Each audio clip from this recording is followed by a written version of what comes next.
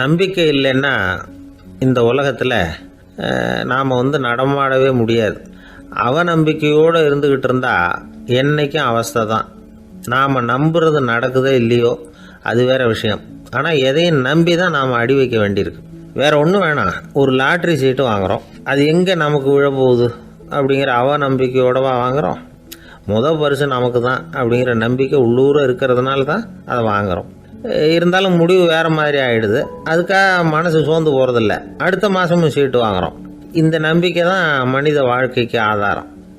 ஒரு கடையில் போய் டீ சாப்பிட்றீங்க, அந்த டீ நல்ல டீ தானா, அதில் விஷம் கலந்துருக்குமா அப்படிங்கிற சந்தேகம் வந்துட்டுதுன்னு வச்சுங்க.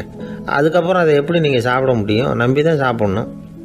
ரயில் ஒழுங்காக போய் சேருங்கிற நம்பிக்கை இருக்கிறதுனால தான் அதில் ஏறி உட்காடுறோம். லெட்டர் ஒழுங்காக போய் சேருங்கிற நம்பிக்கை இருக்கிறதுனால தான் பெட்டியில் போடுறோம். சரி, நம்ம கதையெல்லாம் நம்மளோட இருக்கட்டும். மனித நம்பிக்கை எந்த அளவுக்கு உறுதியாகவும் அறிவுபூர்வமாகவும் இருக்கணுங்கிறதுக்கு அலெக்சாண்டர் வாழ்க்கையில் நடந்த ஒரு சம்பவத்தை உதாரணமாக சொல்லலாம். இந்த உலகத்தையே ஜெயிக்கணும்னு புறப்பட்டார் அலெக்சாண்டர். ஒரு கட்டத்தில் அவர் சிட்னஸ் நதி கரைக்கு சேர்ந்தார். அந்த சமயத்தில் அவருக்கு கடுமையான நோய் வந்துட்டுது. அவர் கூடவே வந்திருந்த கிரேக்க வைத்தியர்கள் என்னென்னமோ முயற்சியெல்லாம் பண்ணி பார்த்தாங்க. இருந்தாலும் அலெக்சாண்டருக்கு வந்திருக்கிறது என்ன நோய்ங்கிறத அவங்களால கண்டுபிடிக்க முடியல. ஏன்னா அந்த பகுதியில் உள்ளவங்களுக்கு மட்டுமே அதிகமாக வரக்கூடிய ஒரு வினோதமான நோயாக இருந்தது அது. ஆனால் அவர் இருக்கிற இடம் எதிரியோட இடம், பாரசீக மன்னனோட ஆளுகைக்கு உட்பட்ட இடம். என்ன பண்ணுறது அப்படின்னு எல்லாரும் யோசனை பண்ணாங்க. பாரசீக மன்னனோட அரண்மனையில் இருக்கிற வைத்தியர் வந்தால் இந்த நோயை குணப்படுத்தி விடுவார் அப்படின்னு சொன்னாங்க. இருந்தாலும் எதிரியோட நாட்டில் இருக்கிற வைத்தியரை கூப்பிட்டு எப்படி நம்பி வைத்தியம் பார்க்க சொல்கிறது அப்படின்னு சொல்லி எல்லோரும் தயங்கினாங்க. ஆனால் அலெக்சாண்டர் தயங்கலை. பரவாயில்ல, அழைச்சிட்டு வாங்கன்னு விட்டார். உடனே அவரை போய் அழைச்சிட்டு வந்துட்டாங்க. அவர் வந்தார். அலெக்சாண்டர் உடம்பை பரிசோதனை பண்ணி பார்த்தார். சரி, இதை குணப்படுத்தி விடலாம், பயப்பட வேண்டியதில்லை. ஆனால் இதுக்கு ஒரு மூலிகை ரசம் தயார் பண்ணி கொடுக்கணும். நான் போய் அதை தயார் பண்ணிவிட்டு 2 நாளில் திரும்பி வந்துடுறேன் அப்படின்னு சொல்லிவிட்டு போனார் அந்த வைத்தியர். அதே மாதிரி 2 நாளில் திரும்பி வந்தார் மூலிகை ரசத்தோட. இதுக்கு இடையில் அலெக்சாண்டரோட தளபதிகளில் ஒருத்தர் ரகசியமாக ஒரு எச்சரிக்கை கடிதம் கொடுத்து அனுப்பியிருக்கிறான். அதை வாங்கி என்ன விஷயம்னு பார்த்தார். இப்போ உங்ககிட்ட வந்திருக்கிற எதிரி நாட்டு வைத்தியரை நம்பாதீங்க, அவன் கொண்டுகிட்டு வந்திருக்கிற மூலிகை ரசத்தில் விஷம் கலந்துருக்குது அப்படின்னு அதில் எழுதியிருக்கு. அதை பார்த்தார் அலெக்சாண்டர். இருந்தாலும் கொஞ்சம் கூட அலட்டிக்கலை. வைத்தியர் கொடுத்த மருந்தை வாங்கி கடகடன்னு குடிச்சுட்டு அதுக்கப்புறம் அந்த கடிதத்தில் இருந்த விஷயத்தை அந்த வைத்தியர்கிட்ட சொன்னார். வைத்தியர் தகைச்சு போயிட்டார். தன் மேலே அலெக்சாண்டர் வச்சிருக்கிற நம்பிக்கையை பார்த்து அவருக்கு ரொம்ப வியப்பு. வைத்தியர் உண்மையிலேயே நல்ல மருந்து தான் கொண்டுகிட்டு கொடுத்துருக்கிறார், அதில் விஷம்லாம் எதுவும் கலக்கலை. அதுக்கப்புறம் அலெக்சாண்டர் அந்த வைத்தியரை பார்த்து சொன்னாராம், நம்பிக்கைங்கிற அச்சாணியை ஆதாரமாக வச்சுக்கிட்டு தான் இந்த உலகம் சுற்றிக்கிட்டு இருக்குது. எனக்கு எதிரியாக இருந்தாலும் பாரசீக மன்னர் ரொம்ப பெரியவர். அப்பேற்பட்ட மன்னருடைய அரண்மனை வைத்தியர் தொழில் நேர்மை இல்லாதவராக இருக்க மாட்டார். அப்படி இருந்தால் அவரை அரண்மனை வைத்தியராக வச்சிருக்கவே மாட்டாங்க அப்படின்னு நம்பினேன். என்னுடைய நம்பிக்கை வீண் போகலை அப்படின்னாராம். இதுதான் மானுட நம்பிக்கைங்கிறது. இந்த காலத்துலேயும் இது மாதிரி இந்த மானுட நம்பிக்கையை ரொம்பவும் சாமர்த்தியமாக கையாளுகிற கெட்டிக்காரங்க சில பேர் இருக்கிறாங்க. இந்த காலத்து குரு, அவருக்கு ஒரு சிஷ்யன். குரு முன்னாடி அந்த சிஷ்யன் ரொம்ப பணிவாக நின்று, குருவே, உங்கள் கையால் விஷத்தை கொடுத்தாலும் அதை வாங்கி மடமடன்னு குடிச்சிருவேன் அப்படின்னா. உன்னுடைய குரு பக்தியை மெச்சினேன் அப்படின்னார் குரு. அதுக்கு அந்த சிஷ்யன், அப்படி இல்லை குருவே, உங்ககிட்ட சிஷ்யனாக இருக்கிறத விட உங்கள் கையால் விஷத்தை வாங்கி குடிச்சு விடுறது ரொம்ப நல்லது, அதனால தான் அப்படி சொன்னேன் அப்படின்னா.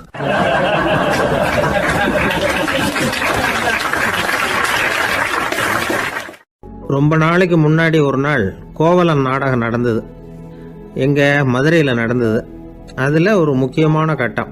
கண்ணகி கிட்ட சிலம்பை வாங்கிக்கிட்டு அதை விற்கிறதுக்காக மதுரை நகருக்கு புறப்படுறான் கோவலன். அந்த சமயத்தில் கண்ணகி பாடுற மாதிரி ஒரு நாடக பாடல் நாடக ஆசிரியர் எழுதினது. அது என்ன பாட்டுன்னா, மா பாவியோர் கூடி வாழும் மதுரைக்கு மன்னா போகாதீர் என்று அப்படின்னு ஆரம்பிக்கும் அந்த பாட்டு. இதுதான் அந்த பாட்டு. இதை கண்ணகி மேடையில் பாடின உடனே கூட்டத்தில் சலசலப்பு. நம்ம ஊர்லேயே நமக்கு முன்னாடியே நின்றுக்கிட்டு மா பாவியோர் கூடி வாழும் மதுரை அப்படின்னு சொல்கிறாங்களே, என்ன தைரியம். அப்படின்னு எல்லாம் குழப்பம் பண்ண ஆரம்பிச்சிட்டாங்க. மக்கள் சத்தம் போட ஆரம்பிச்சிட்டாங்க. எதிர்ப்பு குரல் அது பாட்டுக்கு வர வர அதிகமாக போட்டுது. கொண்டுக்கிட்டு வா அந்த நாடக ஆசிரியரை, எழுதுனது யார் அப்படின்னு ஒரே சத்தம், கூச்சல். வேறு வழி இல்லை. மெதுவாக மேடைக்கு வந்தார் அந்த நாடக ஆசிரியர். 4 பக்கத்திலிருந்தும் கேள்வி கணைகள். மக்களை பார்த்து கொஞ்சம் அமைதியாக இருங்கோ அப்படின்னு சொல்லிவிட்டு தன்னுடைய விளக்கத்தை சொல்ல ஆரம்பித்தார் அந்த நாடக ஆசிரியர். மா அப்படின்னு சொன்னால் திருமகளாகிய லட்சுமி அப்படின்னு அர்த்தம். பா அப்படின்னா கலைமகளாகிய சரஸ்வதி. வி அப்படின்னா மலைமகளாகிய பார்வதி. மா பாவியோர் அப்படின்னா திருமகளும் கலைமகளும் மலைமகளும், இவங்க மூவரும் அப்படின்னு அர்த்தம். இந்த 3 பேரும் வாழ்கின்ற மதுரை புனிதம் நிறைந்தது, சகல செல்வங்களும் நிறைஞ்சது.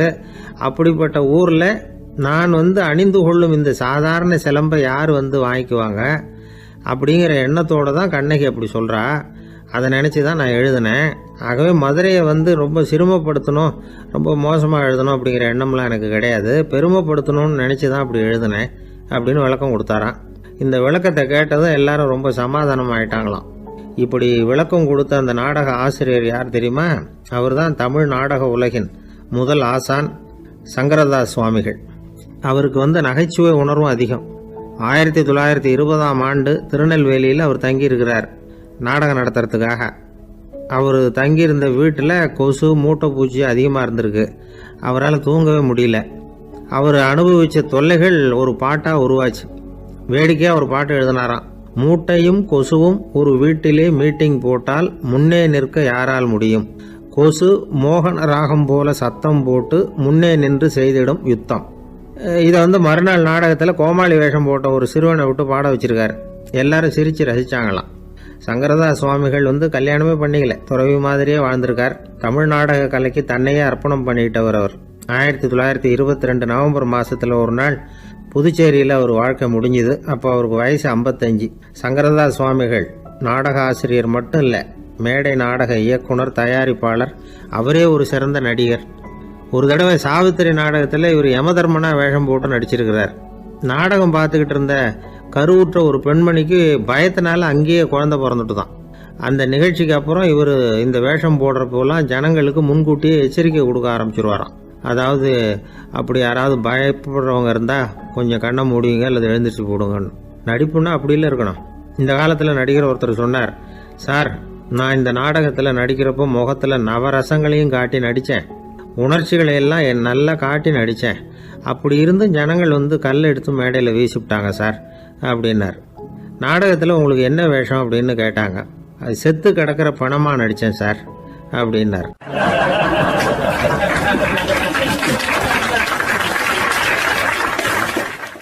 ஒரு குரு, இளம் சீடர்கள் எதிரில் உட்காந்துருக்கிறாங்க.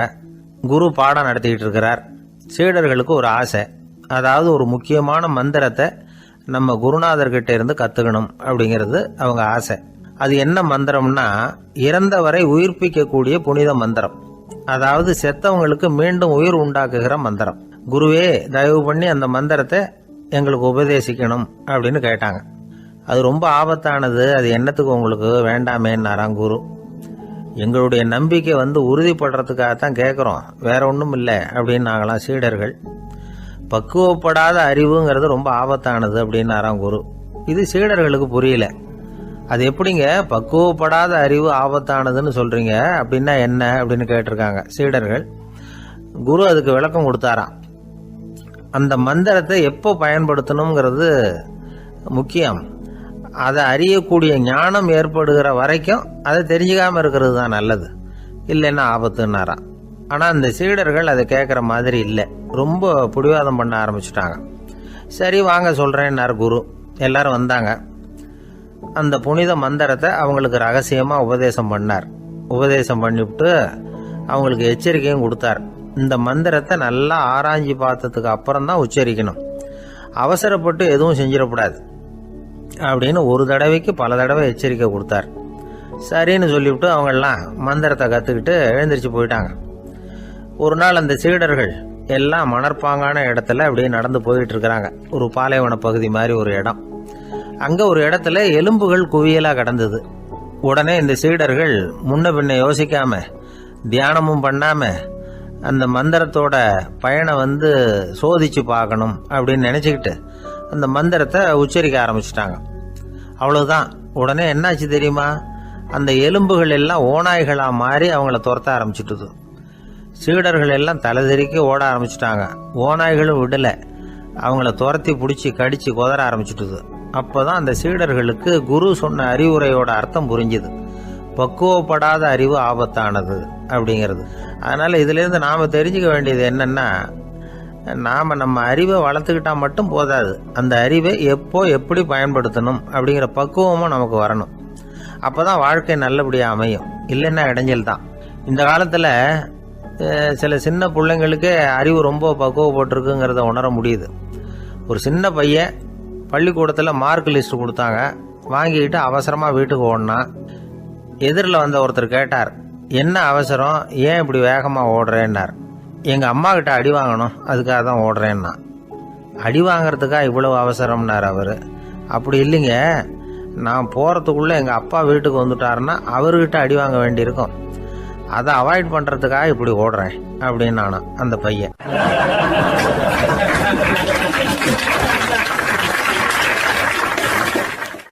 விவசாயிகள் அவங்க விவசாயம் முன்னேறி இருக்கிற அளவுக்கு விவசாயிகளுடைய வாழ்க்கை தரம் முன்னேறலை. அந்த அளவுக்கு அவர்கள் நாட்டுக்காக உழைச்சிக்கிட்டு இருக்கிறாங்க. அந்த காலத்திலே அதை பற்றி ஒரு கதை சொல்றது உண்டு. ஒரு வயசான ஆள் நிலத்தில் ஏறு உழுதுகிட்டு இருந்தாராம். கிழிஞ்சு போன ஒரு சின்ன துண்டை தான் இடுப்பில் கட்டியிருந்தாராம். தலையில் ஒரு கந்தலை சுற்றி இருந்தார். உடம்பு பூரா சேரு, ரொம்ப ஏழை. ஏறு ஓட்டிகிட்டு இருக்கிறவர் வேற எப்படி இருப்பார்? இருந்தாலும் அந்த ஆள் ரொம்ப ஜாலியாக பாட்டு பாடிக்கிட்டே ஏறு உழுதுகிட்டு இருந்தாராம். உடம்புல தான் அவர் ஏழையை தவிர மனசில் ஒரு ஏழையா தெரியல. அந்த சமயத்தில் அந்த நாட்டு ராஜா அந்த பக்கமாக குதிரை மேலே வந்தாராம். வேட்டைக்கு போயிட்டு பரிவாரங்களோடு திரும்பி வந்துகிட்டு இருக்கிறார். ரொம்ப செல்வ செழிப்புல இருக்கிற ராஜா அவர் இந்த வயசான விவசாயியை பார்த்துருக்கார். இந்த ஆள் ரொம்ப ஏழைங்கிறது அவர் பார்த்தாவே பளிச்சுன்னு தெரியுது. கட்டிக்கிறதுக்கு நல்ல துணி இல்லை, உடம்போ இழைச்சி போயிருக்குது, வயிறு முதுகுல போய் ஒட்டிக்கிட்டு இருக்கு, கண்ணு குழு விழுந்து போயிருக்குது. ஆனாலும் முகத்தை பார்த்தா சந்தோஷமா இருக்கிற மாதிரி இருக்கு. இவ்வளவு உற்சாகமா பாடிக்கிட்டு இருக்கிறாரே அப்படின்னு ஆச்சரியமா நினைச்சு பார்த்தார் அந்த ராஜா. சரி, அவர்கிட்ட கொஞ்சம் பேச்சு கொடுத்து பார்க்கலாம் அப்படின்னு முடிவு பண்ணார். ஐயா பெரியவரே, இப்படி கொஞ்சம் வர முடியுமான்னாராம். பொழுது போறதுக்குள்ள நான் இந்த வயல் பூரா உழவு ஓட்டியாகணும், அதனால பேசுறதுக்கு நேரம் இல்லை அப்படின்னாராம் அந்த பெரியவர். என்ன அவ்வளவு அவசரமா? மீதி இருந்தா நாளைக்கு உழுதக்கூடாதா? அது சரி, உனக்கு எத்தனை ஏக்கர் நிலம் இருக்கு அப்படின்னு விசாரிச்சிருக்கார் ராஜா. எனக்குன்னு சொந்தமா உள்ளங்கை அளவு கூட நிலம் கிடையாது. இது எங்க முதலாளியோட நிலம். இதை பூராவும் உழுது முடிச்சாதான் அவர் கூலி கொடுப்பார். நான் கூலிக்கு ஊதுகிட்டு இருக்கிறேன். உங்ககிட்ட பேசிக்கிட்டு இருந்தா அவருக்கு துரோகம் பண்ணது மாதிரி ஆயிடும் அப்படின்னாராம். ராஜா குதிரையை விட்டு கீழே இறங்கினார். வரப்புல நடந்து அந்த பெரியவர்கிட்டயே போனாராம். சரி, ஒரு நாள் பூரா உழுதா உனக்கு எவ்வளவு கூலின்னு கேட்டிருக்கார்.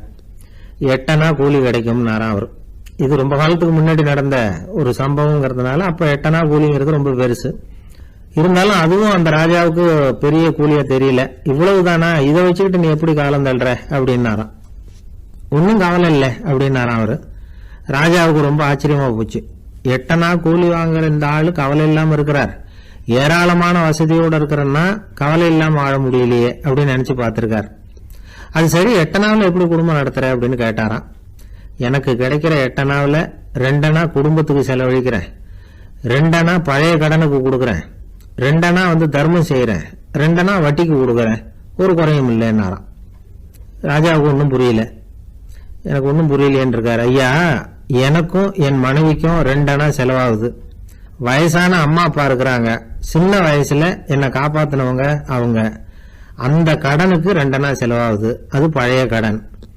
என் தங்கச்சி ஒருத்தி ஆதரவு இல்லாத நிலைமையில தன்னுடைய மகனோட என் வீட்டுல இருக்கிறா. அவளுக்கும் அவள் மகனுக்கும் 2 அணா செலவு பண்றேன், அது தர்மம். எனக்கு 2 பிள்ளைங்க இருக்கிறாங்க, அவங்களுக்கு 2 அணா செலவு பண்றேன், அது வட்டிக்கு கொடுக்கறது மாதிரி. பிற்காலத்துல அவங்க எங்களை காப்பாத்துவாங்க. அந்த வகையில நான் திருப்தியோட வாழ்ந்துகிட்டு இருக்கிறேன் அப்படின்னாராம்.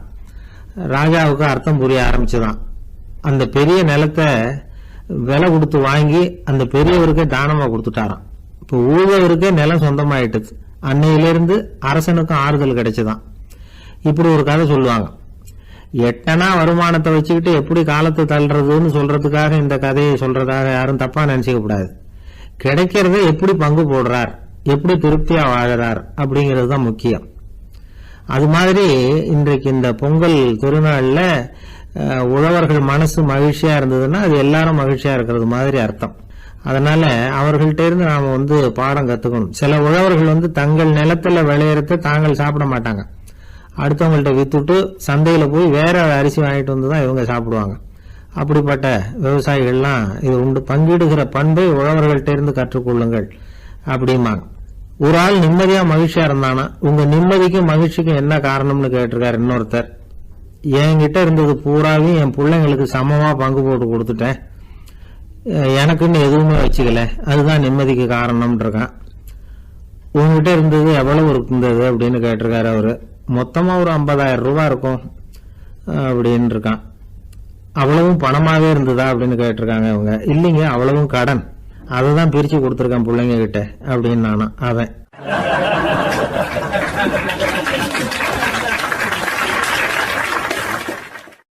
ஒரு ஜென் துறவி, அவருக்கு ரொம்ப வயசாயிட்டுது, கடைசி காலம். நண்பர்களெல்லாம் கூப்பிட்டார். நண்பர்களே, நான் வித்தியாசமான முறையில் சாகணும்னு ஆசைப்படுறேன், அதுக்கு ஏதாவது யோசனை சொல்லுங்களேன் அப்படின்னு கேட்டாராம். நண்பர்கள் சிரித்தாங்க. என்ன பேச்சு பேசுகிறீங்க, சாவறதுங்கிறது என்ன விளையாட்டு கத்தனமான காரியமா அப்படின்னு கேட்டிருக்காங்க. அந்த துறவி கொஞ்ச நேரம் யோசனை பண்ணார். அப்புறம் கேட்டாராம், இது வரைக்கும் யாராவது நடந்துக்கிட்டே இறந்துருக்குறாங்களா அப்படின்னாராம். எல்லாரும் இல்லைன்னாங்களாம். ஒருத்தர் மட்டும் சொல்லியிருக்கார். அப்படியும் ஒருத்தர் இறந்துருக்கிறதாக ஒரு கதையில் படிச்சிருக்கிறேன், ஒரு ஞானியால் தான் அப்படியெல்லாம் செய்ய முடியும் அப்படின்னு அவர் சொன்னாராம். சரி, அப்படின்னா அந்த முறை நமக்கு வேணாம், நின்றுக்கிட்டே யாராவது உயிரை விட்டுருக்காங்களா அப்படின்னு விசாரிச்சாராம். அப்படியும் ஒருத்தர் இறந்துருக்கிறார் அப்படின்னாங்களாம்.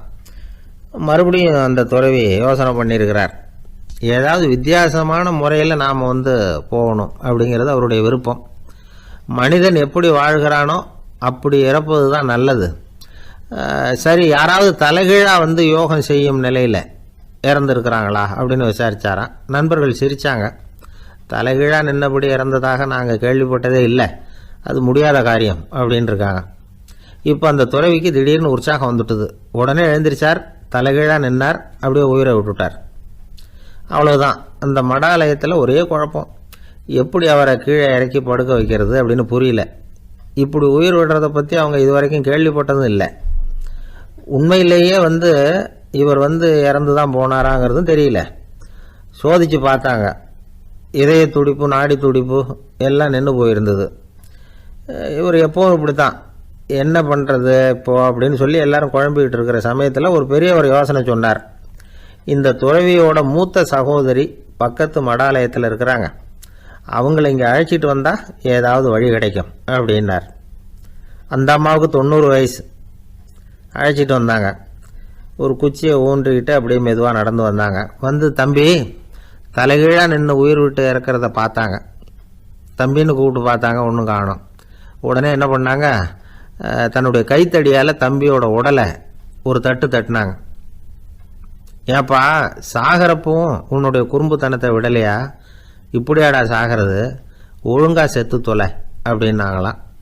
அவ்வளவுதான். உடனே அந்த துறவி திரும்பி நேராக நின்னார். அக்கா, கோவப்படாத, நான் ஒழுங்காக சாகிறேன், எப்படி செத்தா என்ன, எல்லாம் எனக்கு ஒன்று தான் அப்படின்னு சொல்லிவிட்டு அப்படியே தரையில் படுத்து உயிரை விட்டாராம். அதுக்கப்புறம் அந்த அம்மா கோலை கையில் எடுத்துக்கிட்டு அப்படியே திரும்பி கூட பார்க்காம அவங்க பாட்டுக்கு போயிட்டாங்களாம். மரணத்தை ஒரு விளையாட்டாக ஆக்கிய அந்த துறவிக்கு வாழ்க்கையே ஒரு விளையாட்டாக தான் இருந்திருக்குது. எந்த நோக்கமும் இல்லாமல் செயல்படுறதுன்னா என்னங்கிறதும் அவருக்கு தெரிஞ்சிருக்குது. பயனை எதிர்பார்க்காம பணி செய்து வாழ்ந்து மறைந்த மகான் அவர். தம்முடைய தொழிலை விளையாட்டு போல செய்ய தெரிஞ்சவருக்கு வாழ்க்கையே ஒரு விளையாட்டாக மாறிடும். எல்லாமே விளையாட்டாகி விடுகிற போது மரணமும் விளையாட்டாகிவிடும் அப்படிங்கிறது தான் அந்த தத்துவம். ஆனால் அதுக்கு முன்னாடி உங்களுக்குள்ளே இருக்கிற உண்மையான நடிகனை நீங்கள் அடையாளம் கண்டுபிடிக்கணும். நீங்கள் நடிக்க வேண்டியதே இல்லை, நீங்கள் ஏற்கனவே நடிச்சுக்கிட்டு தான் இருக்கிறீங்க. நீங்கள் இந்த உண்மையை தெரிஞ்சுக்கணும், அவ்வளவுதான். இதுதான் ஞானிகளுடைய கருத்து. வாழ்க்கையை சரியாக புரிஞ்சுக்கிட்டா எல்லாமே நடிப்புங்கிறது புரியும். கல்யாண பத்திரிக்கை அனுப்பியிருந்தேனே, ஏன்டா வரலன்னு கேட்டான் ஒருத்தன். வந்திருந்தேனே அப்படின்னானா இவன். டேய், ஏன்டா போய் சொல்கிற, நான் பத்திரிக்கையே உனக்கு அனுப்பலையே அப்படின்ட்டுருக்கான் அவன். அதுக்கு இவன் சொன்னானா, பத்திரிக்கை அனுப்புனேன்னு நீ போய் சொல்கிறப்போ கல்யாணத்துக்கு வந்தேன்னு நான் போய் சொல்லக்கூடாதா அப்படின்னானா.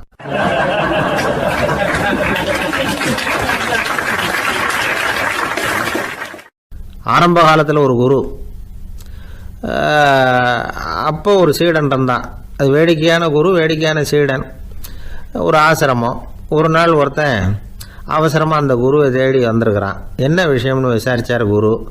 உங்கள் சீடர் என்னை அடிச்சுட்டார் அப்படின்னு புகார் பண்ணானா அந்த ஆள். குரு சீடனை கூப்பிட்டார். அடிச்சே அந்த ஆளை அப்படின்னு கேட்டாரான். ஆமான் இருக்கான் சீடன். ஏன் அடிச்சே அப்படின்னு கேட்டாரான். இந்த ஆள் உங்களை பற்றி மட்டமாக பேசிவிட்டான், என்னால் அதை தாங்கிக்க முடியல, அதனால தான் அடிச்சுட்டேன்ருக்கான். அப்படி என்ன பேசினா அப்படின்னு கேட்டாரான்.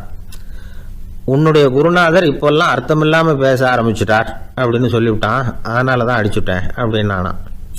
அதுக்காக அடித்தே அப்படின்னாரான். நான் அதுக்காக அடிக்கலை குருவே, இப்பெல்லாம் நீங்கள் அர்த்தம் இல்லாமல் பேசுகிறதாக அவன் சொல்கிறான். அப்படின்னா இதுவரைக்கும் நீங்கள் அர்த்தத்தோடு பேசினதாகத்தானே அர்த்தம், அது தப்பு தானே, அதனால தான் அடித்தேன் அப்படின்னு நானான். ஒரு பெரியவர் உட்கார்ந்துருக்கிறார். அவரை சுற்றி அவருடைய தோழர்கள் உட்கார்ந்துருக்கிறாங்க. ஏதோ ஒரு முக்கியமான செய்தியை அவர் அவங்களுக்கு சொல்லிகிட்டு இருக்கிறார். அவங்களும் ஆர்வமாக கேட்டுக்கிட்டு இருக்கிறாங்க. இந்த சமயத்தில் யாரோ ஒரு ஆள் வேகமாக அங்கே வர்றார். வர்ற வேகத்திலேயே எனக்கு ஏதாவது உதவி செய்யுங்க அப்படின்னு கேட்டுக்கிட்டே வர்றார். கேட்கறது உதவி, ஆனால் குரல் மிரட்டுறது மாதிரி இருக்குது, அதட்டி கேட்கறது மாதிரி இருக்குது. இதை கேட்டதும் அந்த பெரியவர் ஆத்திரப்படலை, ஆனால் அவரை சுற்றி இருந்தவங்க ஆத்திரப்பட்டாங்க. இதை பெரியவர் கவனித்தார். கொஞ்சம் அமைதியாக இருங்கன்னார். வந்தவரை கூப்பிட்டார். அவருக்கு சில பொருள்களை கொடுத்தார். என்னங்க இப்போ உங்களுக்கு மகிழ்ச்சி தானே அப்படின்னார். அப்படின்னு அலட்சியமாக அவர் சொல்கிறார். நான் உங்களை நல்ல முறையில் நடத்தினேன்னா அப்படின்னு கேட்குறாரு அவர் மறுபடியும். அதெல்லாம் ஒன்றும் இல்லை அப்படின்னு சொல்லி அவர் சொல்லிகிட்டு இருக்கிறாரு. குரலில் கடுமை குறையில. சுற்றி இருந்தவங்களால இதை பொறுத்துக்க முடியல. கோபத்தோடு அவரை நோக்கி நெருங்க ஆரம்பித்தாங்க. பெரியவர் அவங்களையெல்லாம் தடுத்து நிறுத்தினார். வந்தவரை வாங்க என்னோட அப்படின்னு சொல்லி அழைச்சிட்டு போனார். வீட்டுக்கு போனார். அங்கே போனதும் இன்னும் சில பொருள்களை எடுத்து அவர்கிட்ட கொடுத்தார். இப்போ திருப்தி தானே, நான் உங்ககிட்ட நல்ல முறையில் நடந்துக்கிட்டேனா அப்படின்னார். அவர் முகம் இப்போ தான் கொஞ்சம் மலர்ந்தது. ரொம்ப நன்றி, இறைவன் உங்கள் குடும்பத்துக்கு எல்லா நன்மைகளையும் செய்வான் அப்படின்னு சொன்னார். இதே வார்த்தைகளை என்னுடைய தோழர்கள்கிட்டே சொல்லிட்டீங்கன்னா அவங்க கோபம் தணிஞ்சிரும், வர முடியுமான்னார். கண்டிப்பாக வர்றேன் அப்படின்னாரு. மறுநாள் காலையில் அந்த இடத்துக்கு வந்தார். அதே மாதிரி சொல்லிவிட்டு அவர் போயிட்டார். தோழர்கள்லாம் ரொம்ப வியப்போடு பெரியவரை பார்த்தாங்க. அந்த பெரியவர் தான் நபிகள் நாயகம். அவர் சொன்னார், ஒருத்தன் ரொம்ப ஆசையாக ஒரு ஒட்டகத்தை வளர்த்துக்கிட்டு வந்தான். ஒரு நாள் அந்த ஒட்டகம் கயத்தை அறுத்துக்கிட்டு ஓடி போயிட்டுது. அக்கம் பக்கத்தில் இருக்கிறவங்கெல்லாம் அந்த ஒட்டகத்தை பிடிக்கிறதுக்கு முயற்சி பண்ணாங்க. அதை துரத்திக்கிட்டு ஓடினாங்க. ஒட்டகம் தாறுமாறாக ஓட ஆரம்பிச்சுது. இந்த சமயத்தில் ஒட்டகத்தை வளர்த்தவன் அங்கே ஓடி வந்தான். நீங்கள் அதை ஒன்றும் செய்ய வேணாம், விட்டுருங்க, அதோட சுபாவம் எனக்கு நல்லா தெரியும், அதை சுலபமாக என்னோடய வழிக்கு கொண்டுட்டு வந்துட முடியும், நான் பார்த்துக்கிறேன், விட்டுருங்க அப்படின்னா. எல்லாரும் விலைக்கு போயிட்டாங்க. இவன் என்ன செஞ்சான் தெரியுமா? கொஞ்சம் புல்லை கையில் எடுத்துக்கிட்டு அந்த ஒட்டகத்தை நெருங்கினான். அவ்வளவுதான். அது ஓடி இவன் காலடியில் உட்காந்துக்கிட்டது. செல்லமாக அதை அப்படியே தடவி கொடுத்தான். முதுகில் ஏறி உட்காந்துக்கிட்டான். அது பாட்டுக்கு சாதுவாக நடந்து போகுது. இந்த கதையை நபிகள் நாயகம் தம்முடைய தோழர்களுக்கு சொல்கிறார். ஒட்டகத்தை மட்டும் இல்லை, சில மனிதர்களையும் கூட சில விதத்தில் அணுகி தான் அவர்களை சீர்திருத்த வேண்டியிருக்குது அப்படிங்கிறத அவங்களுக்கு உணர்த்தினார். இது ஒரு அழகான உளவியல் அணுகுமுறை. சில குடும்ப தலைவர்கள் கூட இந்த ஒட்டகம் மாதிரி நடந்துக்கிறது உண்டு, அப்புறம் அடங்கி போகிறதும் உண்டு. ஒரு குடும்ப தலைவர் காலையில் எழுந்திரிச்சதுலேருந்து சத்தம் போட்டு கத்திக்கிட்டு இருப்பார். பக்கத்தில் இருந்தவங்கெல்லாம் ஓடி போய் சமாதானம் பண்ணி பார்த்தாங்க. அவர் ஓயறது மாதிரி தெரியல. கடைசியில் அவர் மனைவி வந்தாங்க. நீங்கள் எல்லாம் விலைக்கு போயிடுங்க, அவர் சுபாவம் எனக்கு தெரியும், நான் பார்த்துக்கிறேன் அப்படின்னாங்க. சரின்னு எல்லாரும் போயிட்டாங்க. சாயந்தரமாக பார்க்குறாங்க, அவர் சத்தம் இல்லாமல் ஒரு மூலையில் உட்காந்துருக்கிறார். ரொம்ப சாதுவா. ஆச்சரியமாக இருந்தது. என்னம்மா பண்ணீங்கன்னு கேட்டாங்க. அது ஒன்றும் இல்லைங்க, ஒரு வேளை சாப்பாட்டை நிறுத்தினேன், பட்னி போட்டேன், அவ்வளவுதான் அப்படின்னாங்க அந்த அம்மா.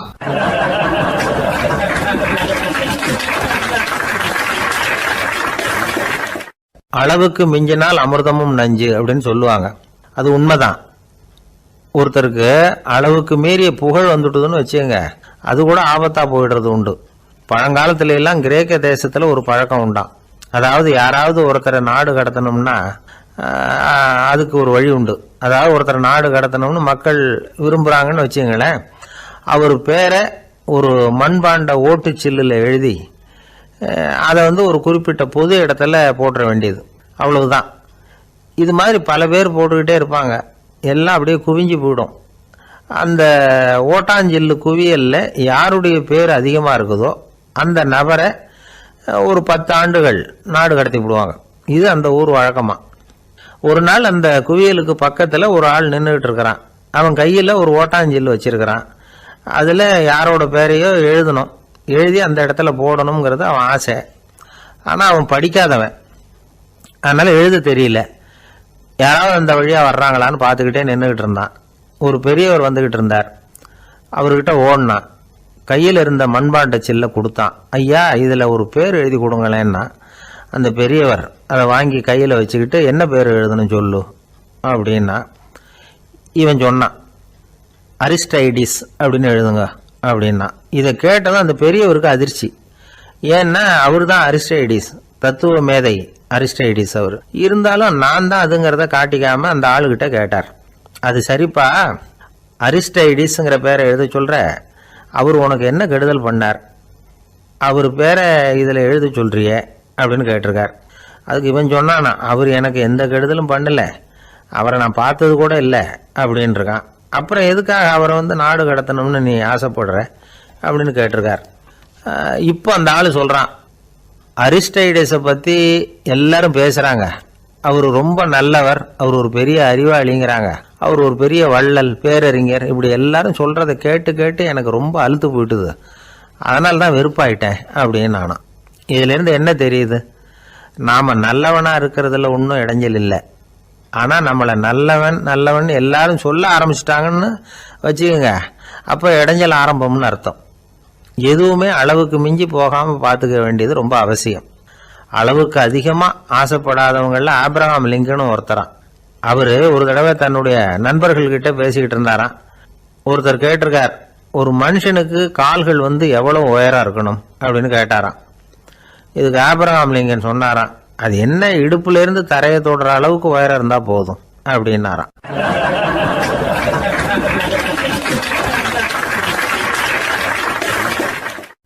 ஒரு ஊரில் ஒரு ராஜா இருந்தார்.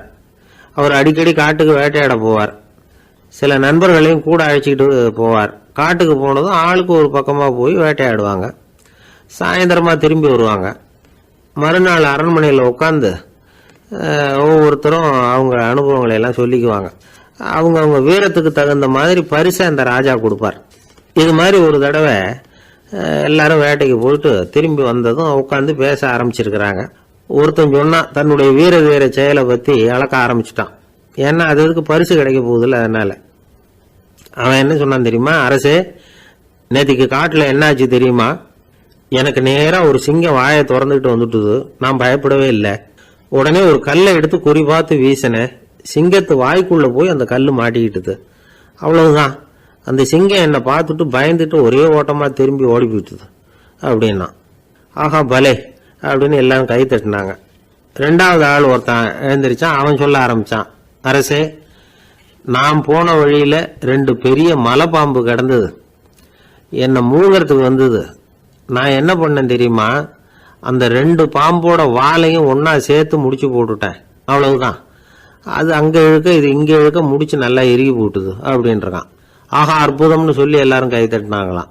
அடுத்தபடியாக 3வது ஆள் ஒருத்தன் வந்தான். அவன் சொல்ல ஆரம்பித்தான், மன்னா, நான் போன பாதையில் குறுக்க ஒரு ஆறு, அதில் இறங்கி குளித்தேன், யாரோ காலை பிடிச்சி இழுக்கிறது மாதிரி இருந்தது. திரும்பி பார்த்தா ஒரு பெரிய முதலை. நான் உடனே அப்படியே ஒரு துள்ளல் துள்ளி அது முதுகில் போய் உக்காந்துக்கிட்டேன். அதை அப்படியே கரைக்கு நீந்த வச்சேன். கரைக்கு சேர்ந்ததும் அப்படியே ஒரே துள்ளி குதிச்சு கரைக்கு வந்துட்டேன் அப்படின்றான். அவன் தன்னுடைய வீரத்தை அப்படி சொல்லியிருக்கான். அடடா எப்பேற்பட்ட வீரம் அப்படின்னு எல்லாரும் கை தட்டினாங்களாம். 4வது ஆள் எழுந்திரிச்சான், மன்னா, நான் போன இடத்துல ஒரு கரடி என்னை துரத்த ஆரம்பிச்சுட்டுது. நான் ஒரு மலை உச்சிக்கு வந்துட்டேன். அதுக்கப்புறம் ஒரு அடி எடுத்து வச்சாலும் அதில் பாதாளத்தில் விழ வேண்டியது தான். அந்த நேரம் பார்த்து ஒரு பெரிய ராட்சச கழுகு அந்த பக்கமாக பறந்து வந்தது. நான் உடனே அப்படியே உயர எழும்பி அந்த கழுகோட காலை பிடிச்சிக்கிட்டேன், அப்படியே தொங்கிக்கிட்டே வந்தேன். ஒரு நல்ல இடம் வந்ததும் தொப்புன்னு கீழே குதிச்சு நடந்து வந்துட்டேன். இதுக்கும் எல்லாரும் கை தட்டுறாங்க. கடைசியாக ஒரு ஆள் எழுந்திரிச்சான். அரசே, நான் போன வழியில் ஒரு பெரிய யானை குறுக்க வந்தது. பயங்கரமாக சத்தம் போட்டுக்கிட்டே வந்தது. நான் பயந்து ஓடலை. உடனே என்ன பண்ணேன் தெரியுமா? அந்த யானையோட வாலை பிடிச்சி தூக்கினேன். தலைக்கு மேலே தூக்கி கரன்னு சுற்றினேன். வேகமாக சுற்றி வீசி எறிஞ்சேன். அவ்வளவுதான். அதே ஸ்பீடில் அந்த யானை மேலே போக ஆரம்பிச்சுட்டுது. இன்னும் கூட அது போய்கிட்டே தான் இருக்குது, கீழே விழவே இல்லைன்னா. இதை கேட்டதும் ராஜாவுக்கு கோபம் வந்துட்டுது. என்ன முட்டாள்னு நினச்சிக்கிட்டு பேசுறியா? யானையை நீ வாழை பிடிச்சி தூக்குன, அதை நான் நம்பணுமா அப்படின்னார். உடனே இவன் பணிவாக பதில் சொன்னான். அரசே, ஒரு சிங்கத்து வாயில கல் மாட்டிக்கிட்டதை நம்புறீங்க, மலைப்பாம்பு வாழை பிடிச்சி முடிச்சு போட்டதை நம்புறீங்க, முதல்ல முதுகலை சவாரி பண்ணதையும் நம்புறீங்க, கழுகு காலை பிடிச்சிக்கிட்டு பறக்கிறதையும் நம்புறீங்க. அப்படி நம்புறப்ப நான் சொன்னதை மட்டும் நம்பக்கூடாதா அப்படின்னு கேட்டானான். பொய் சொன்னவங்கெல்லாம் தலையை தொங்க போட்டுக்கிட்டாங்களாம். ராஜா அவங்கள பார்த்து சொன்னாராம், நீங்கள் எல்லாரும் என்னை முட்டாளாக்கி இருக்கிறீங்க. கடைசியாக பேசின இவன் தான் எனக்கு உண்மை எது பொய் எதுங்கிறத புரிய வச்சிருக்கிறான். இவன் தான் உண்மையான தைரியசாலி அப்படின்னு சொல்லி அவனுக்கே பரிசையெல்லாம் கொடுத்து பாராட்டினாராம். இப்படி ஒரு கதை. உண்மையை நிலைநாட்டுகிறவன் தான் உண்மையான வீரன் அப்படிங்கிறத இதுல இருந்து நாம புரிஞ்சுக்கணும். இந்த காலத்துல எல்லாம் பொய் சொன்னாதான் பிழைக்க முடியுங்கிறது ஒரு சில பேரோட நம்பிக்கை. ஒரு அப்பாவுக்கு தன் மகனுக்கு பொய் சொல்ல தெரியலையேங்கிற கவலை. பொய் சொன்னாதான் இந்த உலகத்துல பிழைக்கலாம், ஆனா இவனுக்கு அது தெரியலையே, அதனால இவனை அழைச்சிட்டு போய் நடுக்கடல்ல விட்டுட்டு வந்துருவோம் அப்படின்னு அழைச்சிட்டு புறப்பட்டான். கடற்கரைக்கு போனான். மகனுக்கு சந்தேகம், எங்கப்பா என்ன அழைச்சிட்டு போறேன்னு கேட்டிருக்கான். கடல்ல மீன் பிடிக்க கற்றுக் கொடுக்க போறேன் உனக்கு அப்படின்னானா. நான் ஏற்கனவே மீன் பிடிச்சிட்டேனேன்னானா இவன் மகன். எங்க அதுன்னு கேட்டிருக்கான். அப்பங்காரன். சுட்டு சாப்பிட்டுட்டேன் இருக்கான் புள்ள. அப்பங்காரன் பார்த்தான், சரி நம்ம புள்ள பொழைச்சிக்கோ அப்படின்னு சொல்லி திருப்பி அழைச்சிட்டு வந்துட்டானா. இணை புரியாத 2 நண்பர்கள் இருந்தாங்களாம். 2 பேரும் விடாம சிகரெட் குடிக்கிறவங்க. அதுல ஒருத்தன் செத்து போட்டான். இன்னொருத்தன் அதுக்கப்புறம் 2 சிகரெட்டா குடிக்க ஆரம்பிச்சானா. ஏன் இப்படி பண்றேன்னு கேட்டிருக்காங்க. நான் ஒரு சிகரெட்டு தான் குடிக்கிறேன், செத்து போன என்னுடைய ஃப்ரெண்டு இருக்கானே செத்து போனவன், அவனுக்காக இன்னொரு சிகரெட்டு குடிக்கிறேன் அப்படின்னு நானா. இது ரொம்ப ஆபத்து, விட்டுடு அப்படின்னு சொல்லியிருக்காங்க. சரின்னு ஒத்துக்கிட்டான். ஆனால் அதுக்கப்புறமும் ஒரு சிகரெட் வீதமாக குடிச்சிக்கிட்டே இருந்தான். சிகரெட் பழக்கத்தை நீ இன்னும் விடலையான்னு கேட்டாங்களாம். அந்த பழக்கத்தை நான் எப்போ விட்டுட்டேன், இப்போ நான் குடிக்கிறது என் ஃப்ரெண்டுக்காக அப்படின்னு நானா. இவங்கெல்லாம் எப்படி திருந்துறது?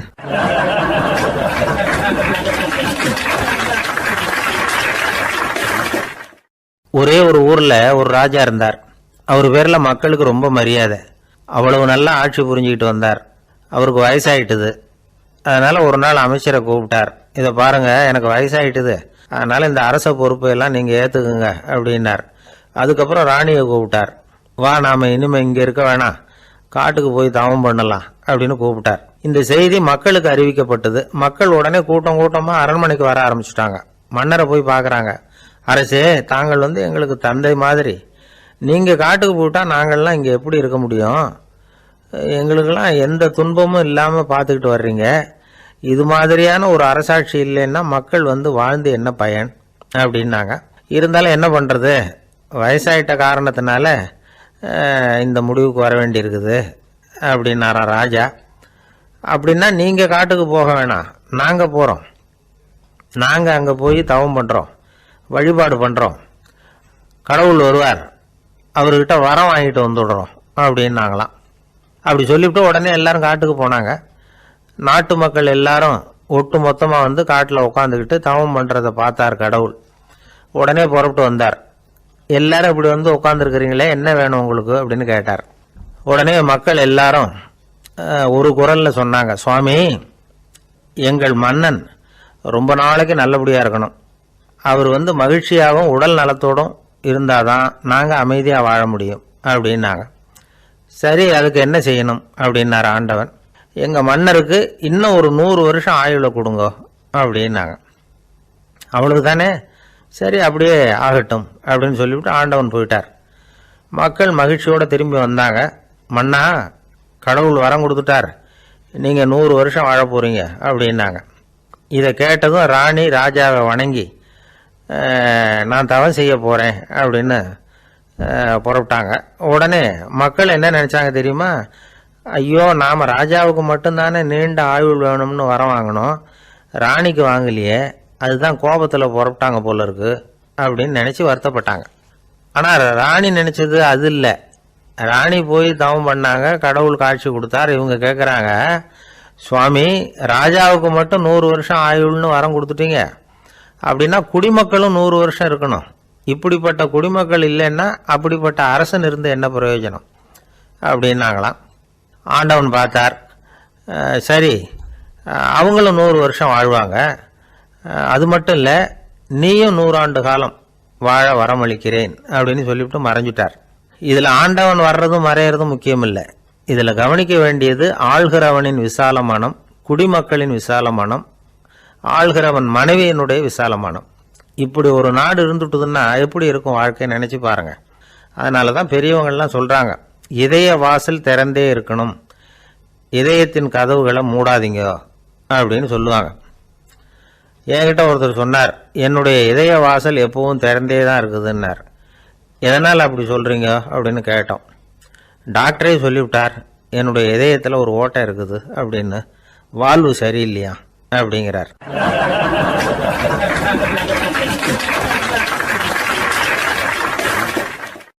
கத்தியை தீட்டாதே புத்தியை தீட்டு அப்படின்னு ஒரு பெரியவர் புத்தி சொன்னார். அதை கேட்ட ஒரு இளைஞன், அது எப்படி பெரியவரை புத்தியை தீட்டுறது? கத்தியை தீட்டுன்னு சொன்னால் ஒரு கருங்கல்லில் கத்தியை தேய்க்கலாம், புத்தியை தீட்டுன்னு சொன்னால் எப்படி தலையை கொண்டுட்டு போய் தரையில் தேய்ச்சிக்கிட்டு இருக்க முடியுமா அப்படின்னா. அந்த பெரியவர் உடனே புரிஞ்சுக்கிட்டார், இந்த இளைஞனுக்கு புத்தி கூர்மை கம்மி அப்படிங்கிறத புரிஞ்சுக்கிட்டார். அது சரி, அறிவுக்கும் புத்திசாலித்தனத்துக்கும் என்ன வித்தியாசம்? இது ஒரு முக்கியமான கேள்வி. அறிவுன்னா என்ன, புத்திசாலித்தனம்னா என்ன? இதே கேள்வியை சாக்ரட்டிஸ் கிட்ட அவருடைய சீடன் ஒருத்தன் கேட்டானான். ஐயா, அறிவுக்கும் புத்திசாலித்தனத்துக்கும் என்னங்க வித்தியாசம் அப்படின்னு கேட்டிருக்கான். சாக்ரட்டிஸ் நிமிர்ந்து பார்த்துருக்கிறார் அந்த சீடனை. அதுக்கப்புறம் சொன்னாராம், நான் சொல்கிறேன் உன்னுடைய கேள்விக்கு பதில், ஆனால் அதுக்கு முன்னாடி நீ ஒரு காரியம் பண்ணணும்னாரான். என்னங்க செய்யணும் சொல்லுங்கன்றிருக்கான். அதோ பாரு, ஒரு பெரியவர் உட்காந்துருக்கிறாரு, அவர்கிட்ட போ, இங்கேருந்து பக்கத்தில் இருக்கிற அந்த கிராமத்துக்கு போய் சேர எவ்வளவு நேரம் ஆகும் அப்படின்னு கேட்டுட்டு வா அப்படி சொன்னார் சாக்ரட்டிஸ். சரின்னு சொல்லிவிட்டு இவன் போனான். அந்த பெரியவர் முன்னாடி போய் நின்னான். ஏங்க பெரியவரை, இங்கேருந்து அதோ தெரியுத அந்த கிராமத்துக்கு போய் சேர்றதுக்கு எவ்வளவு நேரம் ஆகும் அப்படின்னு கேட்டான். பெரியவர் நிமிர்ந்து பார்த்தார், ஆனால் பதில் எதுவும் சொல்லலை. இவன் மறுபடியும் ஒரு தடவை அதே கேள்வியை அவர்கிட்ட கேட்டான். என்னங்க, நான் கேட்குறது உங்கள் காதில் விழுதா, அந்த கிராமத்துக்கு போய் சேர்றதுக்கு எவ்வளோ நேரம் ஆகும் அப்படின்னு சொல்லி மறுபடியும் கேட்டான். அப்பவும் அவர் பதில் சொல்லலை. உடனே அவன் மனசுக்குள்ளே முடிவு பண்ணிக்கிட்டான், சரி பெரியவர் ஒரு மாதிரியாக தெரிகிறார், புத்தி சுவாதீனம் சரியில்லாத ஒரு மாதிரி தெரியுது அப்படின்னு நினச்சிக்கிட்டே வந்த வழியிலே திரும்பி வந்துட்டான். கொஞ்சம் தூரம் நடந்திருப்பான். இப்போ அந்த பெரியவர் மறுபடியும் கூப்பிட்டார், இளைஞனே இப்படி வாடினார். இவனுக்கு ஒன்றும் புரியல. மறுபடியும் திரும்பி நடந்தான். அவர் முன்னாடி போய் நின்னான். பெரியவர் சொன்னார், தம்பி, இங்கேருந்து அந்த கிராமத்துக்கு போய் சேர்றதுக்கு 5 நிமிஷம் ஆகும் அப்படின்னார். இப்போ அந்த இளைஞன் அந்த முதியவரை ஒரு மாதிரியாக பார்க்க ஆரம்பித்தான். அதுக்கப்புறம் கொஞ்சம் யோசித்தான். பிறகு அவர்கிட்டே கேட்டுட்டான், ஏங்க பெரியவரை, இதே பதிலை அப்போவே என்கிட்ட சொல்லியிருக்கலாமே, என்னை திரும்பி போன்னு சொல்லிவிட்டு பாதி தூரம் போனதுக்கப்புறம் மறுபடியும் கூப்பிட்டு அதுக்கப்புறம் இப்படி சொல்கிறீங்களே, இது நியாயமா அப்படின்னா. பெரியவர் சிரித்தார். அதுக்கப்புறம் சொன்னார், ஏன்பா நீ எவ்வளவு வேகமாக நடக்கிறேங்கிறத பார்க்காம நீ கிராமத்துக்கு போய் சேர வேண்டிய நேரத்தை எப்படி என்னால் சொல்ல முடியும்? அதனால தான் உன்னை கொஞ்சம் தூரம் நடக்க விட்டு உன்னுடைய நடையின் வேகம், அந்த கிராமம் இருக்கிற தூரம் ரெண்டையும் கணக்கு போட்டு அதுக்கப்புறம் நேரத்தை சொன்னேன்னார். சீடன் வந்து தலை குனிந்தான். அப்படியே திரும்பி வந்து சாக்ரட்டிஸ் முன்னாடி நின்னான். சாக்ரட்டிஸ் இப்போ சொல்கிறார், தம்பி, அதுக்கு பேர் தான் புத்திசாலித்தனம். இந்த அறிவு கூர்மை வந்து எல்லா இளைஞர்களுக்கும் வரணும் அப்படிங்கிறதுக்காகத்தான் கத்தியை தீட்டாதே புத்தியை தீட்டு அப்படின்னு பெரியவங்கள்லாம் சொல்லிகிட்டு இருக்கிறாங்க. புத்தியை தீட்டுறவங்கெல்லாம் வாழ்க்கையில் அறிவாளியாகிறாங்க, தீட்டாதவங்க கோமாளியாகிறாங்க. இதுதான் இன்றைக்கி நடக்கிறது. அதனால் அறிவு கூர்மைங்கிறது வேற. இந்த காலத்து ஆசாமி ஒருத்தர் இன்னொருத்தரை பார்த்து கேட்டார், ஏங்க ஒரு விமானம் இங்கேருந்து புறப்பட்டு 2 மணி நேரத்தில் மதுரைக்கு போய் சேருது. நல்லா கவனிங்க, ஒரு விமானம் இங்கேருந்து புறப்பட்டு 2 மணி நேரத்தில் மதுரைக்கு போய் சேருது அப்படின்னா என்னோடய வயசு என்னன்னு கேட்டார். இவர் கேட்குறதுல ஏதாவது அர்த்தம் இருக்கா? அதாவது இங்கேருந்து போகிறப்பட்டு 2 மணி நேரம் ஆகுது மதுரைக்கு போகிறதுக்கு. அப்படின்னா என் வயசு என்னன்னு கேட்குறாரே. இதை கேட்ட உடனே அவர் பதில் சொன்னார். அப்படின்னா உங்களோட வயசு 20 அப்படின்னார். எப்படிங்க அவ்வளவு கரெக்டாக சொன்னீங்க அப்படின்னு கேட்டார். வேறு ஒன்றும் இல்லை, எங்கள் பக்கத்து வீட்டில் ஒரு முழு பைத்தியம் இருக்குது, அதோட வயசு 40. அப்படின்னா உன் வயசு 20 தான் இருக்கணும் அப்படின்னார். அரை பைத்தியம்னு முடிவு பண்ணிக்கிட்டார். அதனால் வாழ்க்கையில் அறிவு கூர்மைங்கிறது ரொம்ப அவசியம். அந்த புத்திசாலித்தனம் இருக்கிறவங்க வாழ்க்கையில் வெற்றி பெறுவது நிச்சயம். வாழ்க்கையில் ரொம்பவும் அடிபட்டு அல்லல் போட்டுக்கிட்டு இருக்கிற ஒருத்தர் வந்தார். மனசு ரொம்பவும் நொந்து போய் பேசினார். இந்த உலகத்தில் மனுஷனாக பிறந்ததை விட மாடாக பிறந்திருக்கலாம் சார் அப்படின்னார். திடீர்னு வந்து என்கிட்ட இப்படி சொன்னால் அதுக்கு நான் என்னங்க பண்ண முடியும் அப்படின்னேன். உங்ககிட்ட வரணும்னு தோணுச்சு, அதனால் வந்தேன் அப்படின்னார். சரிங்க, இப்படி ஒரு யோசனை வந்ததுக்கு என்ன காரணம் அப்படின்னு சொல்லி அவர்கிட்ட கேட்டேன். அதுக்கு அவர் சொன்னார், என் பையனுக்கு வேலை தேடுறேன் கிடைக்கல, பொண்ணுக்கு மாப்பிள்ளை தேடுறேன் கிடைக்கல, வீடு கட்டுறதுக்கு கடன் கேட்குறேன் கிடைக்கல.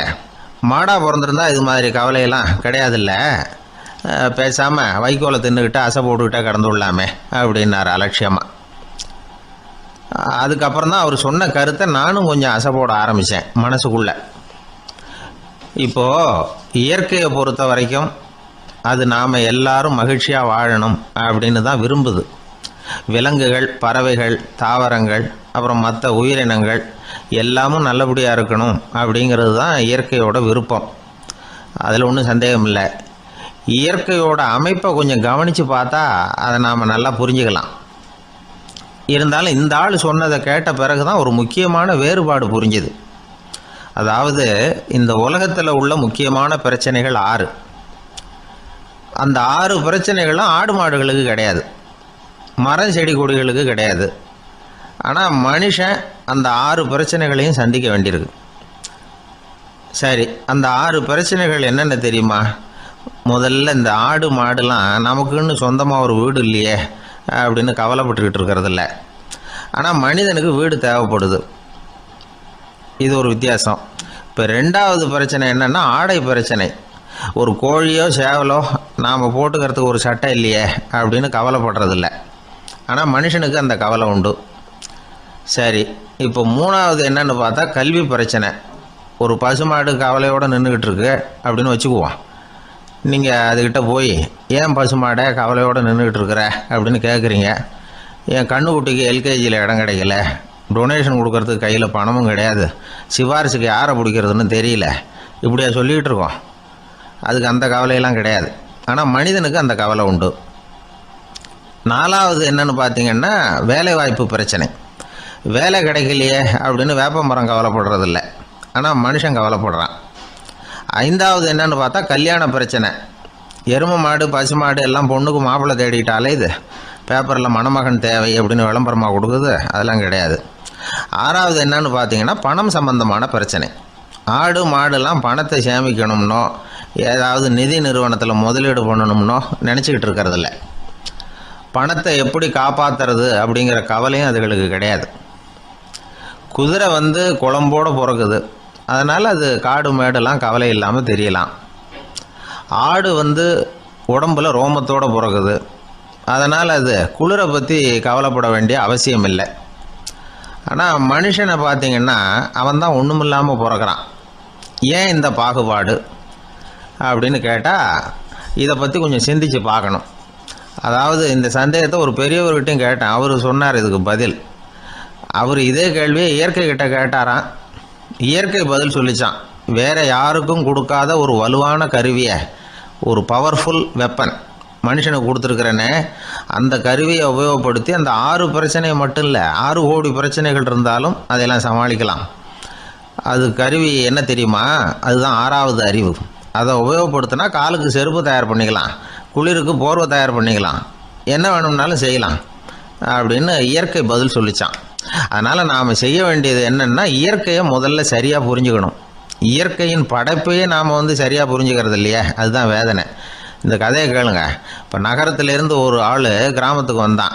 அங்கே ஒரு சிறுவன் மாடு மேய்ச்சிக்கிட்டு இருந்தான். நகரத்து ஆள் சொன்ன எவ்வளவு அழகான பசு.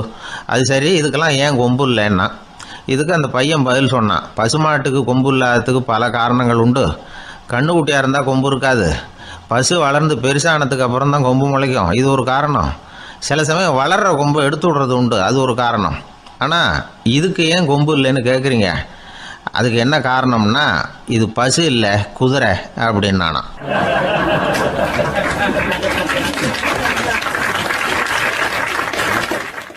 ஒரு ஊரில் ஒருத்தர் இருந்தான். ஏதோ ஒரு சின்ன அலுவலகத்தில் வேலை பார்த்துக்கிட்டு இருந்தான். ரொம்ப ஏழை.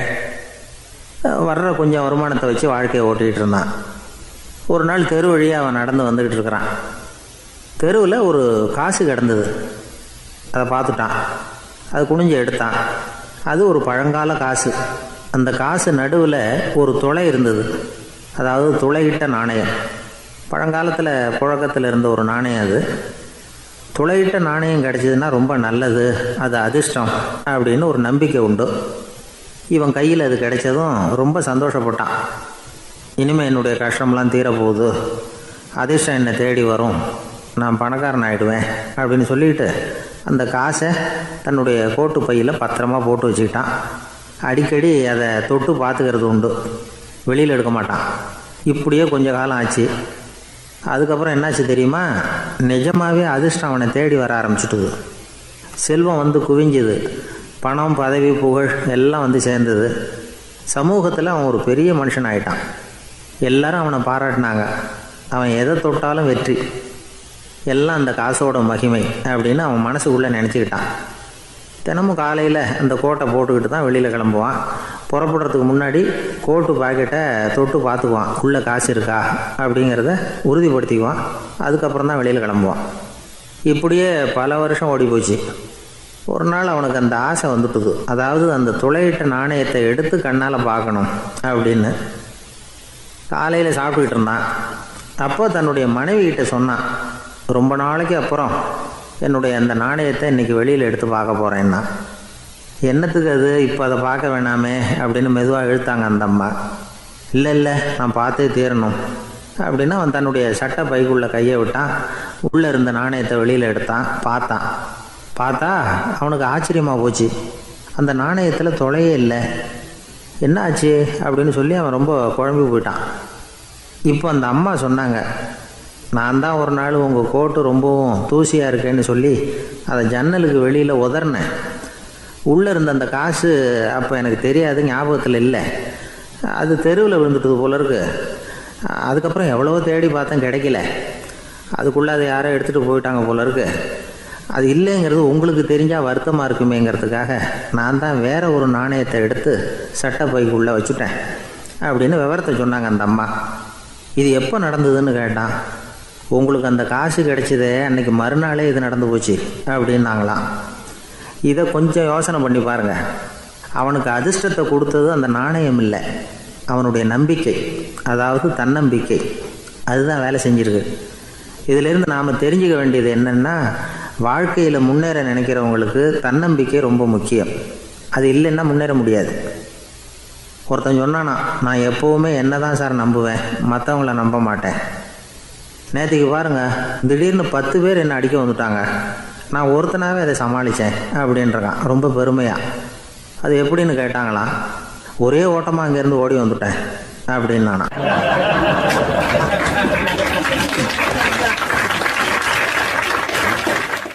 ஒரு பள்ளிக்கூடம் வகுப்பு நடந்துக்கிட்டு இருக்கு. ஆசிரியர் பாடம் நடத்திக்கிட்டு இருக்கிறார்.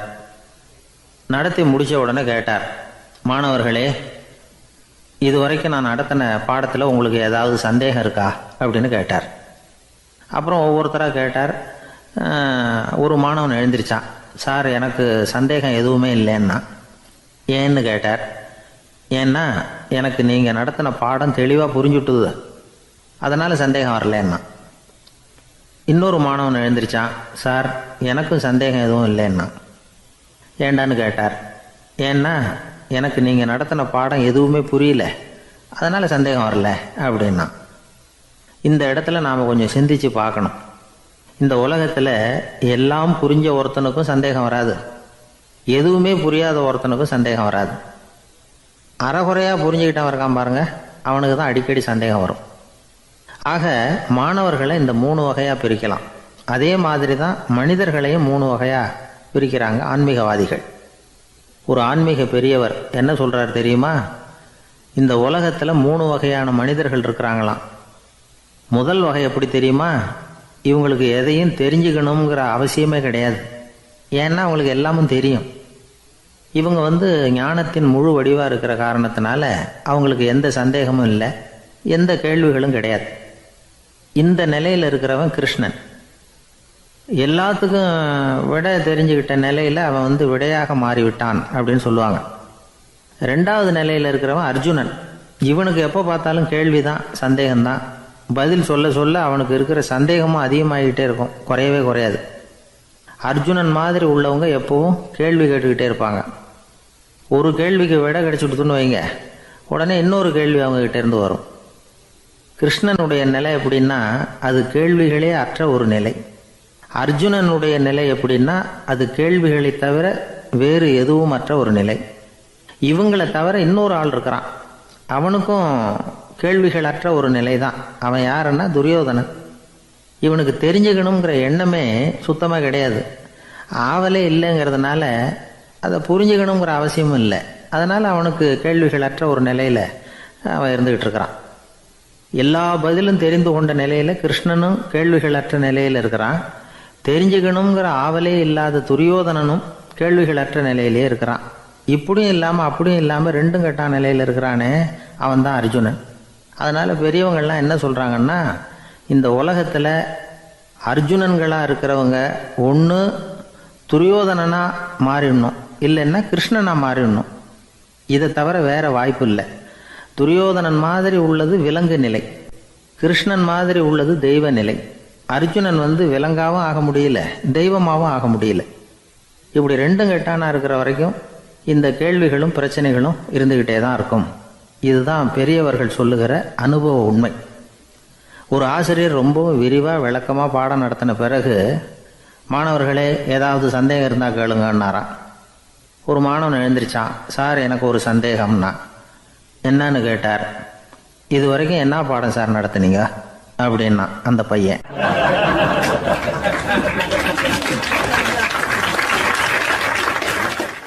ஒரு ஊரில் ஒரு மன்னர் இருந்தார். ஒரு நாள் அவருடைய அரசவைக்கு ஒரு ஓவியன் வந்தான். அவன் சீனா தேசத்திலிருந்து வந்தவன், தாவோ சிந்தனையாளன். அவன் அங்கே மன்னர் முன்னாடி நிற்கிறான். யாரும் செய்ய முடியாத ஒரு காரியத்தை என்னால் செய்ய முடியும்னா. இவன் இப்படி சொன்னதை கேட்டதும் ஏற்கனவே அங்கே இருந்த அரசவை ஓவியன் ஒருத்தனுக்கு கோபம் வந்துட்டுது. இதோ பாரு, இப்படிலாம் பேசக்கூடாது, நான் வேணும்னா உன்னுடைய சவாலை ஏற்றுக்கிறேன் அப்படின்னா. நாம் 2 பேரும் ஓவியம் தீட்டுவோம், அதை பார்த்துட்டு நம்ம 2 பேரில் யார் சிறந்த ஓவியன் அப்படிங்கிறத மன்னரே தீர்மானம் செய்யட்டும், என்ன சொல்கிற அப்படின்னு கேட்டான் அவன். அவனும் சரின்னு ஒத்துக்கிட்டான்.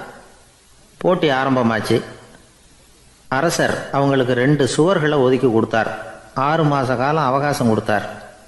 2 ஓவியர்களும் அவங்கவுங்க வேலையை ஆரம்பித்தாங்க. இரவு பகலாக வேலை செய்ய ஆரம்பிச்சுட்டாங்க. 6 மாதம் முடிஞ்சது. அரசர் பார்த்தார்.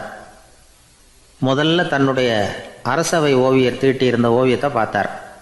ரொம்ப பிரமாதமாக இருந்தது, பாராட்டினார். இதோ பாரு, உன்னுடைய ஓவியம் அற்புதமாக இருக்குது, உயிரோட்டம் உள்ளதாக இருக்குது, கலையின் உச்சமே இதுதான், இதை விட சிறந்த ஒரு ஓவியத்தை வேற யாராலையும் படைக்க முடியாது அப்படின்னார். அதுக்கப்புறம் அந்த சீன ஓவியன்கிட்ட போனார். எங்கே உன்னுடைய ஓவியம்னு கேட்டார். திரைச்சீலையை விலக்கி விட்டு பாருங்கன்னா. மன்னர் அந்த திரைச்சீலையை விளக்குனார். உள்ளே ஓவியம் இருக்க வேண்டிய இடம் கண்ணாடி மாதிரி தெரிஞ்சுது. அவன் அந்த 6 மாத காலமாக அந்த சுவரை தேய்ச்சி தேய்ச்சி கண்ணாடி மாதிரி ஆக்கி வச்சிருக்கிறான். அதுக்கு நேராக எதிர் சுவரில் அரசவை ஓவியம் தீட்டின ஓவியம் இருக்குது. அது எதிரில் இருந்த இந்த கண்ணாடியில் பட்டு பிரதிபலிக்குது. மன்னர் யோசனை பண்ண ஆரம்பித்தார். அப்புறம் அந்த சீன ஓவியனை பார்த்து கேட்டார்.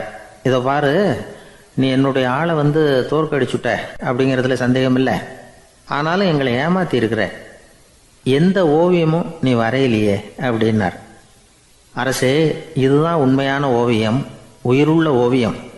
இது மனோபாவங்களை பிரதிபலிக்கும், மாறுகின்ற காலங்களை அப்படியே காட்டும் அப்படின்னா அந்த சீன ஓவியன். கையால் வரைகிற ஓவியங்களில் சலனம் இல்லை. கண்ணாடி அப்படி கிடையாது. சக்தியின் ஓட்டம் அதில் எப்பவும் இருந்துக்கிட்டே இருக்கும். கண்ணாடி மட்டுமே ஜீவன் உள்ள ஓவியமாக இருக்க முடியுங்கிறத அந்த சீன ஓவியன் தெரிஞ்சு வச்சுருந்தான். ஏன்னா அவன் ஒரு தாவோ சிந்தனையாளன். ஒவ்வொரு குழந்தையும் இந்த கண்ணாடியோடு தான் பிறக்குது. ஆனால் நாம் என்ன செய்கிறோம்னா ஓவியங்களை கண்ணாடி மீது பதிப்பிச்சு விட்றோம். கண்ணாடி நம்மளை பிரதிபலிக்குது. நம்முடைய அழகோ அவலட்சணமோ கண்ணாடியை பாதிக்கிறது இல்லை. ஏன்னா அதுக்கு மனம் கிடையாது. கடந்து போன வினாடியை பற்றி அது சிந்திக்கிறது இல்லை. அடுத்த கணத்தை பற்றின எதிர்பார்ப்பும் அதுக்கிட்ட கிடையாது. அதுதான் பற்றற்ற நிலை. மனிதனுக்கு தேவைப்படுறது அதுதான். கண்ணாடிக்கிட்டே இருந்து நாம் கற்றுக்கொள்ள வேண்டிய பாடம் இது. வாழ்க்கையில் மனிதர்களை நேசிக்கலாம், உலகின் அழகையெல்லாம் பிரதிபலிக்கலாம், ஆனால் எதையும் பற்றி கொண்டு விடக்கூடாது அப்படிங்கிறது பெரியவர்கள் அறிவுரை. துயரம்ங்கிறது பற்றுக்களின் சாயை. கண்ணாடி முன்னாடி நிற்கிறப்போவெல்லாம் நமக்கு இந்த ஞாபகம் வரணுமா. ஒரு குடும்பத் தலைவர் ஒரு நாள் காலையில் விடிஞ்சு எழுந்திரிச்சதும் சத்தம் போட்டார். யார் இந்த கருங்குரங்கு படத்தை என் ரூமில் கொண்டாந்து மாட்டி வச்சது அப்படின்னு கத்தினார். சமையல் கட்டிலிருந்து மனைவி பதில் சொன்னாங்க. தூக்க கலக்கத்தில் உளராதிங்க, நல்லா பாருங்க, அது படம் கிடையாது, முகம் பார்க்குற கண்ணாடி அப்படின்னாங்க.